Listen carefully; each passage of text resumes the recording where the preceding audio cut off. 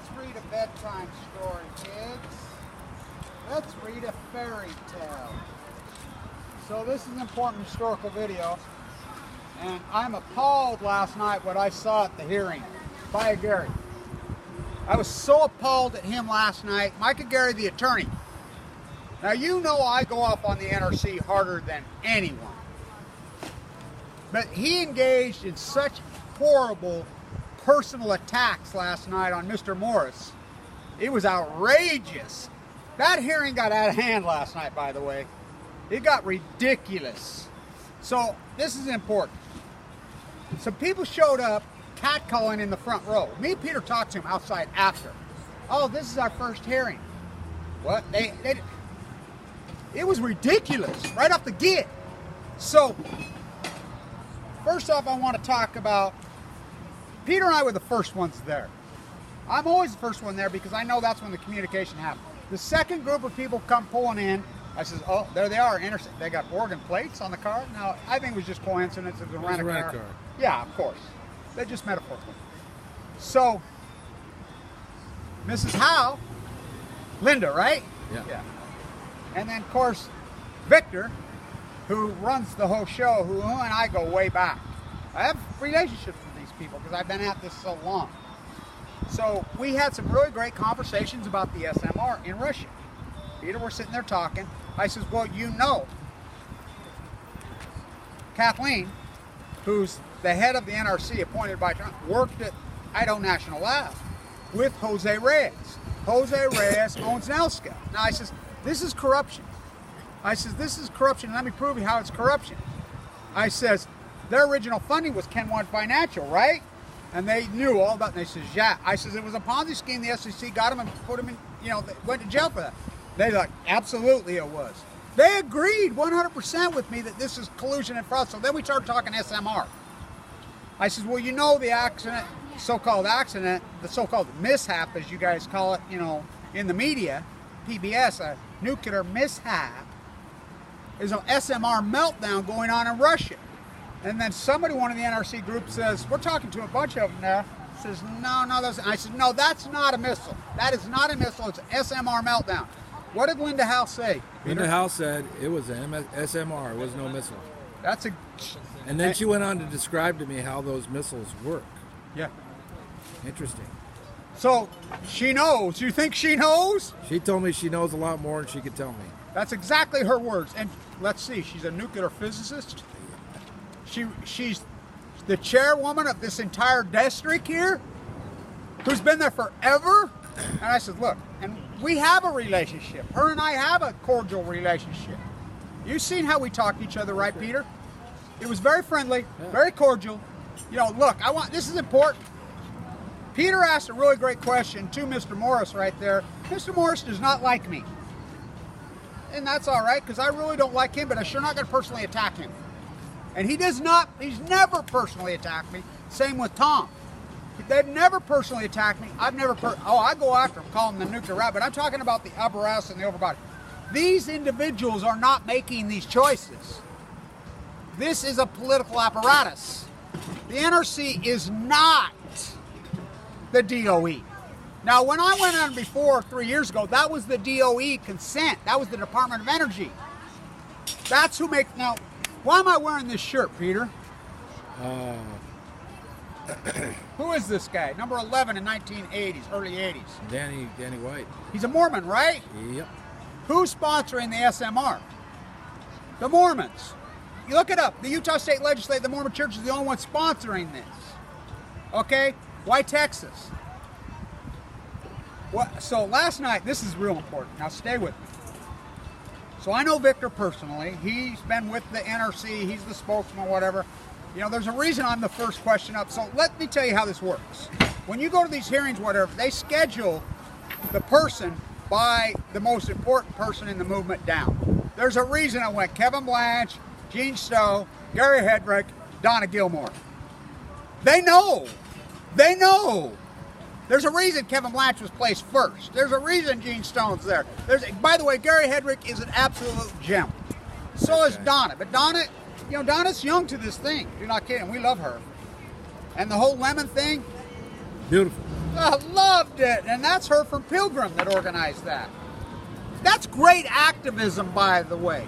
That's great, peaceful activism. Symbolism is great, really good. Metaphorically, it was powerful. And I want to say this. What was her that got up and talked about the leukemia patient spiritual, the singer? God, Larissa Stowe. Larissa, I didn't get it on video, but I started to cry last night. Yeah, she was the last one up before this turned into a free-range circus and they had to shut it down. She was right after Micah Gary. And Micah Gary, personal attacks. Here, and by the way, this is the Aguirre house. Do you know what the Aguirre house is? I can show you pictures. Inside there, the children were in cages. This was not an orphanage. They murdered their native parents. This is in 1860s. And now it's a tourist money mart. It's gross. It's really disturbing, isn't it? Yeah, it's really bad. It wasn't this when we were kids, right, Peter? It's historical San Diego, and they turned it into... You're talking one of the most historical sites in the world. They've turned it into this crazy consumption junkie bullshit. You're talking one of the most historic building, probably the most historic building of all California. Right there. Right there. The Bounty House, right there. $25 for a child's ear. $50. And why didn't they kill the kids? They killed mom and dad, right? And that was in the 1860s. These people were all living in harmony, including the Spaniards did not pillage here. Because they thought it was heaven. Read their freaking thing. Oh, nice. What's the name of the church? The Immaculate Conception. The Church of the Immaculate Conception. So, it was post-Civil War. Post-Civil War. We worship Fremont Island in Utah. Fremont High School is the high school. You went to Fremont Elementary right here, right? Yeah, I did. In Old Town. I did. The cemetery, you told us a story yesterday about the cemetery. Right. I mean, come on. These guys were freaking... Most of them were ex-Civil War guys who had already mass murdered. The Bear River Massacre. These guys, they killed their own villagers, their own brothers, their own family. I mean, you know what kind of mass murder went on in the fucking Civil War? Post-Civil War. This was nothing these guys go kill natives. You know, what's the statue in front of the White House that Trump stands under? The painting? Andrew Jackson? What did he call himself, Andrew Jackson? The great Indian killer. By the way, so did McKinley, the great terror president who the Queen murdered. He called himself an Indian killer. You know, up north at Crescent City, you know, they tore down his fucking statue. Well, you know what? Fix this. There are pictures. I have pictures of native kids in fucking cages in that building. We have friends, Peter and I both, as children, going up here with our, you know, Abraham Monseca the Fourth, my fucking grandpa. L. Potter Hensiger, the writer, the famous writer. You should sit right there and do lectures in San Diego and talk about the Bounty House was here cleared in 1910. He was look up his books, he was a genius. You know, so this isn't untaught history. We sure got taught it here as children in Utah and here. I got taught it both. You know, we know the truth. And so, when Micah Gary, who got $5 million off this shakedown, he shows up last night. He avoided me like the plague, didn't he, Peter? I mean, it's outrageous. He snuck in. We were right in the hallway. We stood there. Look at the photographs. We saw everybody come in. You know, and they all come up. What do? They walk right up to me and hug me. Right. We all know each other. And by the way, I want to say that about beautiful Kathy. Kathy Ioni. She's there last night, and this is important that I tell this tale. And Gary Hedrick, myself, these whistleblowers that were coming to Gary and myself when I'm in the bone marrow transplant that broke the back of San Onofre. That's what did it. Kathy was in Fukushima, Japan. In Tokyo. She's married to a Japanese guy. She's watching Kevin Blanchard's videos. Kathy came home, got out. She had 3 young children. She's a school teacher. San Diego County got negotiated by activists. The Abalone Coalition negotiated this in the 1960s. These great activists that are long gone and dead. From the grave, shut down San Onofre, and I'll tell you how they did it. Part of the trade-off to build that godforsaken monster nobody wanted was the school teachers in San Diego County get a vote on restart up on any shutdown. She politicked hard, and they voted to shut it down, and that was the deciding vote that they couldn't reopen, and then the spiral started coming. That was her and I's doings. You know, these are important figures in the stories in this critical story. This is not Vermont Yankee. This is not, you know, Humboldt. This is San Onofre. The most dirty, rotten, criminal, cheating, nuclear reactor group of PG&E. If you don't believe me, ask Kamala Harris when she raided the house. Peavy, You know, PB didn't just tell in the hearing tell us all to fuck off. He in the hearing. And I love it how Gene Stone told me, you know, he gets mad at me for not using the fuck word. What did I tell him last night? I says, I used the fuck word, Gene? Let me tell you what the NRC did. This is a fact, this is important. Barbara Boxer was head of the committee when Fukushima and San Onofre had all this nightmare happen. Her daughter, who lives by Diablo, she went after him fiercely. So Barbara Boxer was with full subpoena power. Fukushima, San Onofre. We got hearings, blah, blah, blah, blah. Goes into the NRC with full subpoena power. She raids the NRC. Her staffers and all. By the way, Mike Levin, staffer last night, isn't, you know. Great guy. He's fantastic. We're going to be visiting with him. We got our tickets tomorrow. We're going to see him in Del Mar, where the radioactive turf meets the radioactive surf. So we're going to be talking to him again. I had a long, really fantastic conversation with him and his staffer yesterday. He's the shit. You know, we go from, you know, one rich oligarch to another, but this one's a good rich oligarch. You know, I mean, Isa, from this guy to Isa, we both know Isa personally. We both know this guy personally. And I've never met Daryl Isa. oh, I sure have. I know him, and he avoided me like that. You punch him in the mouth. Yeah, remember in the hearing you videoed him? I'm a Buddhist. Yeah, you remember when you videoed him 3 years ago at the DOE? Oh, sneaking out of the meeting, showing up late, and then said he wasn't out. there, yeah. And he was there. Yeah. And Alice McFarland runs out, gets in her freaking limo. Daryl Isa went sideways. Yeah, that's so. We have YouTube cans. Like what's her name says, well, Kevin, you're too hot to handle. We don't put you on our thing. You know, the panty painter from up north. She was there with her husband and the camera. And I'm like, let me tell you something. You know, I support your work. You don't support me. You always video, and I said, let me tell you something. Who's the fucking leader? I want you to Google San Onofre hearings. Just Google it anywhere. What are you going to get? You're going to get Kevin Blanche holding up his own fucking camera. So I said, who's the fucking leader? So when they raided the NRC, Barbara Boxer's office, the NRC with no power, whatever, and this sure wasn't Mr. Morris, this sure wasn't, you know, Linda Howell that did this. This was Allison McFarland. This was Gregory Jacko. He wasn't there last night, was he, Gregory Jacko? You know, he's on Levin's committee. He lives here now. He's on the committee. Was Nano Khan here last night? He lives here. To be fair to Jacko, he kind of did the mea culpa and said, oh, hey, you know, I was pretty much wrong. And now he's working with Levin, so I mean, you know, just to give him a little bit of a break. Don't get me going on that, because he was head of the NRC, and I know what happened in the Situation Room, and he cowered down like a freaking little frickin', yeah, you know, third grade. Well, what I saw, because I have a third grade daughter. Yeah, no power either. You know. I always say cowered down like a third grade freaking little girl. Well, I have a third grade little girl freaking granddaughter, and she's fierce. Talk about a future activist, my grandchildren. Look out, that's all I got to say. And so, this is important stuff. It's historical stuff. The shutdown of San Onofre is the greatest accomplishment for grassroots activists in U.S. history, bar none. It is setting the table, and we're going to get this shit moved. Some men you just can't reach. So when they raid and go in, the NRC told, and I've talked to many of these staffers, this is all true, get the fuck out. That's their words to Barbara Boxer staffers with full subpoena power from the United States Constitution. The NRC, get the fuck out. So who, they could say it but not me, Gene, I said. No, fuck you, I'm not playing your panty painter shit, none of you.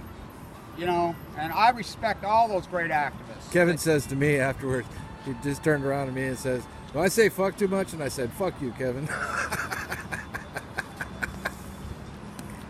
So, you know, to personal attack these people is so out of line. This is an attorney who got $5 million on my back. Okay? He's personally attacking, and Mr. Morris stood up and got pissed, didn't he? Defend himself. You're going to personal slander me, and you know? And it got intense, and it got stupid in there. Sure did. It was ridiculous, and I said, well, let's shut it down. Let's get the fuck out of here. And so and Peter and I are smart enough, and I've been at this for so long. First one there. That's when everything, the relationships, everyone knows me because I've been at this for so long. And look, I don't personally attack. I'll say, These nuclear biologists, fucking, all of them need to be rounded up and fucking hung. That's called figurative speech, ruled by the United States Constitution under the First Amendment. Okay, to say, hey, that fucker personally attacked, that's called literal speech. That's against the law. That's called slander. Yeah. But in a figurative way, we can say whatever the fuck we want in this country. And this says published, which has been ruled by the United States Supreme Court, that a YouTube video is literature copyright. Kerouac. And people say, oh, Kevin Blanch is too intimate. Have you ever read Kerouac? How about when you he ever got had cancer? Yeah, you ever had leukemia? You have a doctor look you in the fucking eyes and say, and by the way, Peter, where'd you drop me off last night? Dropped you off the beach. Where did I sleep after I go to the night? Under the dead fucking pines. So I do all this dirty There's work. No pine trees Somebody there. asked me today, he says, You God, slept you're in the doing all open air. this work, whatever. You really just sleeping outside? So I sleep on the bench over here in Old Town sometimes with the homeless. You know what it's going to cost me for a room for a week here? You know what it costs for a room for a week here? $700-800. Oh, more than that. You have $1,500. I don't have it. The leukemia wiped me out. Thank you to everybody who supported this historic work. But we're not giving up. I'm relentless, and I'm like Gary Hedrick is too, by the way. He is a gem. Oh, yeah. How about his metaphor with his dry ice in there last night? That's awesome. How good was that? I mean, that was climbing out of the cask. But to personal attack, and I want to say this to Mr. Morris because Peter asked him the question, and he stood up with perfect clarity, and he grilled that audience on 1982, by law, this was supposed to be in Yucca Mountain. 1997, you know, after kicking the can, we pay a fine to these people. He said that by 1997, the federal government should have control of all used nuclear waste. By law. By law. Passed by Congress. So now, the federal government's breaking its own rules. Right, and who's the federal government? You and I, fuckheads, we're the ones that pay the taxes. Right. Oh, I don't pay no federal tax. You buy gas? You buy food? You ever see, you know. So, I mean, this whole dog and pony show is the American public. So, Congress, this act gets into Congress. So, I used to go up the NRC, you cannot turn these nuclear waste dump sites into, you have no congressional power. Well, I can't say that anymore. Because guess who passed it to be, as a temporary storage, which temporary can be up to 50 years on each term. You know, Congress passed it this year? So I can't say that no more because it is law of the land. So not only that, 336 to 65, they passed reopening Yucca Mountain and or WIP for this waste oil. Well, how come it didn't happen? One person blocked it. Do you know one person killed the funding? The good senator? From California. Now, who would that be? Dean Feinstein? She killed him. Dianne Feinstein, just so you know. But we have an ally now who's a heavy hitter, and he's a junior United States congressman. His name's Mike Levin. This dude is one of us. He's local, too. He's the shit, dude. Me and him had a really long, fantastic conversation, and his staffer. And his speech, what he did last night, was awesome. Beautiful. Really good. You know, the other, by the way, the Delmar, the other assholes that got up the political theater that went up before me, they were pathetic, by the way. Right. And so, no more personal attacks on these people. You know, I don't like Barry Ant. When we attack a president, that's been ruled by the United States Supreme Court. You're attacking a political thing. When you go off on Trump, it's been ruled by the United States. That's not a personal attack. That's a political philosophy. Like we say Truman, we say Nixon, we say Kennedy. Where you're talking about a political philosophy. Okay, when we say Barry Antoinette Obama, we're talking about a fucking political philosophy. When we talk Trump, we're talking about a political philosophy. We're not talking an individual attack on that person. We don't have the right to do that. Nobody has the right to personally attack them. But I'll tell you what, they do it to me. Why I'm in critical condition. They hire these trolls. You seen what they do to me? You seen the slander on the internet by these personal attacks on me? While I'm in critical condition, fucking platelet counts down to 30, fucking wiped out, sleeping in a fucking sleeping bag? Why do this work? Put me in the fucking house. I mean, you might as well just stick me in there, lasso me like they did the kids, put me in a fucking cage, and sell me in Europe as a fucking child slave. By the way, who did we figure out Epstein's fucking relative was yesterday? How about Theo Epstein? Now, who's that? Oh, go Red Sox. Boo, everybody. Go Cubbies. Who's Theo Epstein's fucking dad. Just Google it, assholes. Fucking, I mean, it's right there in plain fucking sight. Epstein's are all from New York City, all of them. Well, Jeffrey Epstein's money is the nuclear industry. Who did Mike Flynn work for? Rostom contract, the nuclear industry. Who did fucking Manafort work for? The nuclear industry. I mean, it's all the nuclear industry. Tied up into child slavery? That's just crazy. Oh no, that never happens. The American, no, our government would never do such a thing. Hire citizens to murder. Oh, people. they'd never drop nuclear bombs on innocent people, hey, would they? What about Oswald? I'm a patsy. How about that picture that's kicking around? Oh, that's great. Yeah. So it's a picture of Ruby shooting Oswald. The United States protecting high-profile prisoners from 1963. Since 1963. Same old thing. Yeah, same Stand old thing. to it. 1916.